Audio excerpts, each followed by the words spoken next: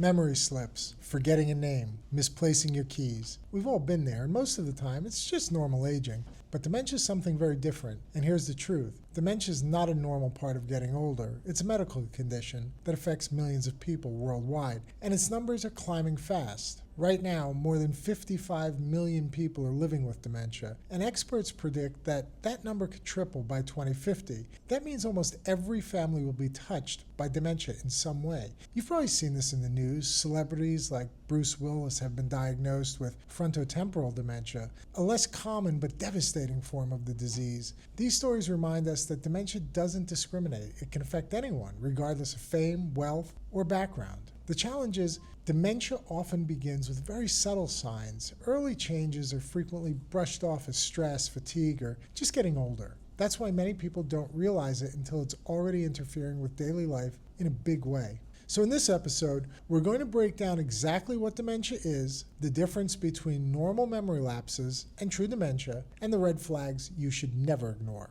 We'll also talk about the surprising link between your heart health and your brain health, and what the latest research says you can do to protect yourself and your loved ones. And stay with me until the very end, because I'll share one lifestyle change that studies show can cut the risk of dementia by nearly 40%. It's simple, it's powerful, and it might just change the way you think about brain health. So what exactly is dementia? A lot of people think it's just about memory loss, but that's not the full picture. Medically speaking, dementia is an umbrella term. It describes a group of conditions that cause a decline in cognitive abilities severe enough to interfere with daily life. Alzheimer's disease is the most common form, but there are several others like vascular dementia, frontotemporal dementia, and Lewy body dementia. But here's the key point. Dementia is not one single disease. It's a set of symptoms caused by different types of brain changes. In plain English, you can think of your brain as a city filled with lights. Each light is a brain cell, and that power grid that keeps them connected is your neural network. With dementia, certain neighborhoods start to lose power. At first, it might just be a flicker, forgetting a word here or misspelling something there, misplacing something here or there. But over time, entire areas can go dark, making it harder to communicate, reason, and even perform basic tasks. And here's something important. Not every senior moment is dementia. Forgetting where you parked your car, occasionally losing your train of thought, or blanking on a name, those can all be normal age-related changes. The difference with dementia is when memory and thinking problems become frequent, persistent, and disruptive to everyday life. Early warning signs of dementia. One of the most important things to know about dementia is that it usually starts slowly and quietly. The early signs can be subtle, so subtle that family members sometimes notice them before the person does. Here are some of the red flags. Doctors look for these. Memory loss that disrupts daily life. It's normal to forget an appointment and remember it later, but when dementia strikes, people forget about important dates, events, or conversations and don't recall them at all. They may ask the same questions repeatedly without realizing it. Then there's difficulty completing familiar tasks. Everyday things like following a recipe, paying bills, or even playing a favorite game suddenly becomes confusing. Then there's confusion about time and place, where the person may lose track of dates, seasons, where they are. They might get lost in a familiar neighborhood. This is scary. Then we have trouble with language, struggling to find the right word, repeating the same phrase, or calling objects by the wrong name. For example, pointing at a watch and calling it a hand clock. Then we have changes in personality or behavior. Dementia doesn't just affect memory, it can also change mood and personality. Someone who was once easygoing may become irritable, withdrawn, or suspicious. Then we have poor judgment, falling for scams, giving away large sums of money, or neglecting personal hygiene can all be early warning signs. Now the key is context. Everyone forgets things or makes mistakes. The difference with dementia is that these become frequent and noticeable and disruptive. They start to interfere with daily independence, cooking, driving, managing finances, and even personal relationships. And here's why early recognition matters. Catching dementia at the earliest stages gives doctors a chance to rule out other treatable causes, like vitamin deficiencies or thyroid problems. And if it is dementia, to start interventions that may help slow its progression.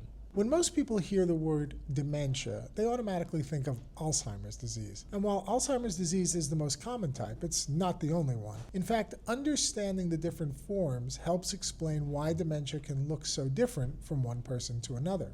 Alzheimer's disease is the most common type, responsible for about 60 to 70% of cases. It's linked to abnormal protein buildup in the brain, things called plaques and tangles. Alzheimer's disease often starts with short-term memory problems, forgetting conversations, misplacing items, or struggling to recall recent events. Then we have vascular dementia. This happens when blood vessels in the brain are damaged, often due to strokes or chronic conditions like high blood pressure, and also diabetes. Instead of memory being the first symptom, people may notice trouble with planning, organizing, or even slower thinking. Then we have Lewy body dementia. This is caused by deposits of a protein called alpha-synuclein in the brain cells. These patients may have movement problems, more like Parkinson's disease, vivid visual hallucinations, or fluctuating attention, being very alert one day and very confused the next. Then we have frontotemporal dementia. This type tends to affect younger people, often in their 40s, 50s, or early 60s. Instead of memory loss first, you see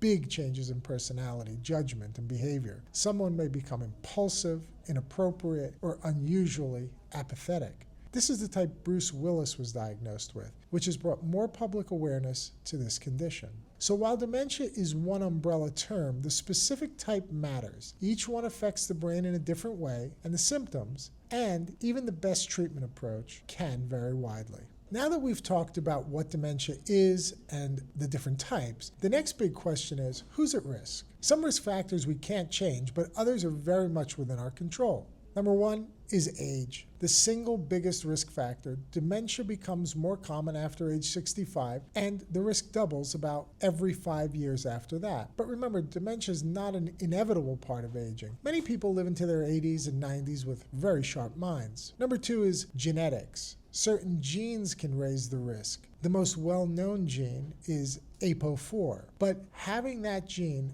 doesn't guarantee you'll develop dementia. It just increases the odds. Lifestyle and environment still matter a great deal. Then we have vascular health. High blood pressure, diabetes, high cholesterol, and obesity can all damage blood vessels in the brain, increasing the risk of vascular dementia and even Alzheimer's. That's why doctors often say what's good for your heart is good for your brain. Next, we have lifestyle factors. Smoking, heavy alcohol use, poor diet, and physical inactivity all raise the risk of dementia. On the flip side, regular exercise, a balanced diet, and staying socially and mentally active are protective. Our next issue is head injuries. Repeated concussions, traumatic brain injuries, or even one severe blow to the head can raise dementia risk later in life. Now we come to sleep and mental health. Poor sleep, especially sleep apnea, may accelerate brain changes. Untreated depression and long-term social isolation have also been linked to higher risk. So the picture's complex, but the encouraging part is that many of these risk factors are modifiable. We can't stop aging or rewrite our genetics, but we can absolutely take steps to lower risk through lifestyle and medical care. Here's the encouraging news. While we don't yet have a cure for dementia, research shows there are powerful ways to lower your risk and potentially slow progression if it's caught early. Let's go through the biggest evidence-based strategies. Number one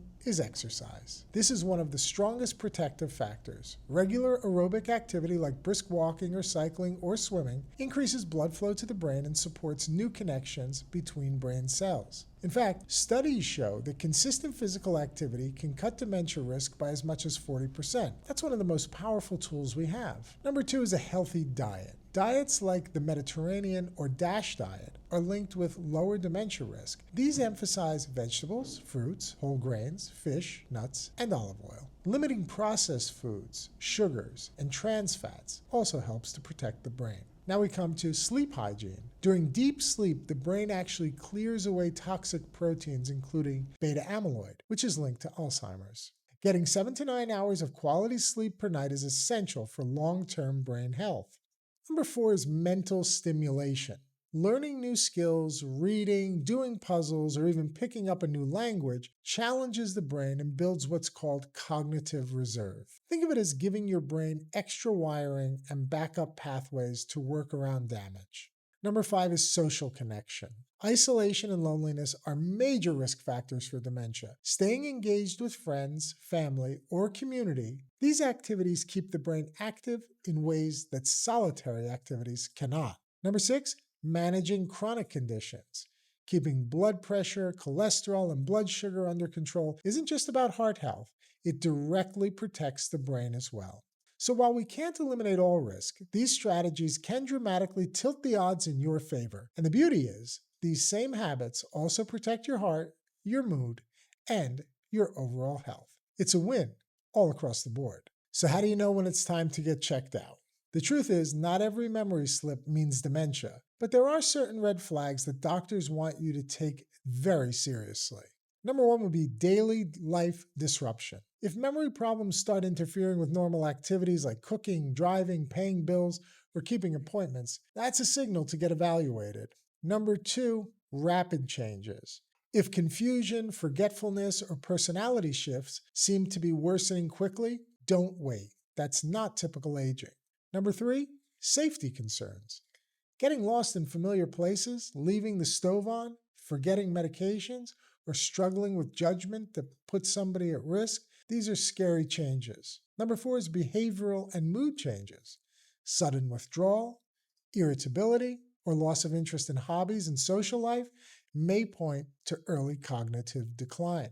When someone comes in with these concerns, doctors will usually start with, number one, cognitive screening tests, short assessments of memory, problem solving, and attention. Number two, blood tests to rule out reversible causes of memory loss like vitamin B12 deficiency, thyroid problems, or medication side effects. Number three, brain imaging, such as MRI or CT scans, to check for strokes, tumors, or brain shrinkage in patients who might have typical dementia. And here's the important distinction. Alzheimer's disease and most dementias are not reversible, but some conditions can look very similar to dementia, and those can be treated. Things like vitamin deficiencies, thyroid disease, severe sleep apnea, or depression may cause confusion and memory problems. With proper treatment, those symptoms can improve or even resolve. That's why early evaluation matters so much.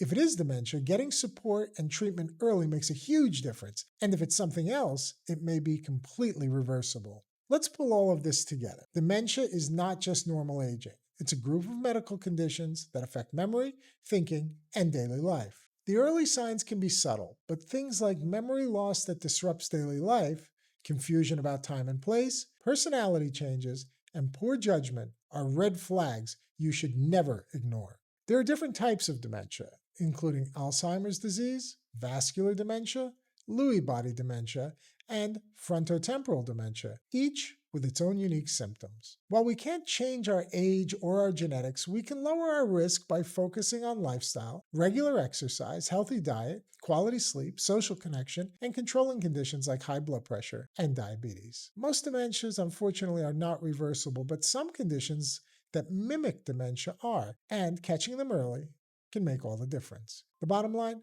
if you or somebody you love is showing signs that concern you, don't brush it off as just getting older. Talk to your doctor, get evaluated, and get answers. Because when it comes to brain health, early recognition is power. If you found this video helpful, please share it with somebody who might benefit, and let us know in the comments, have you or a loved one been touched by dementia?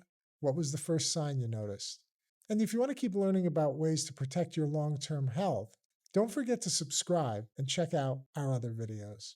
I'll see you there. Thank you so much.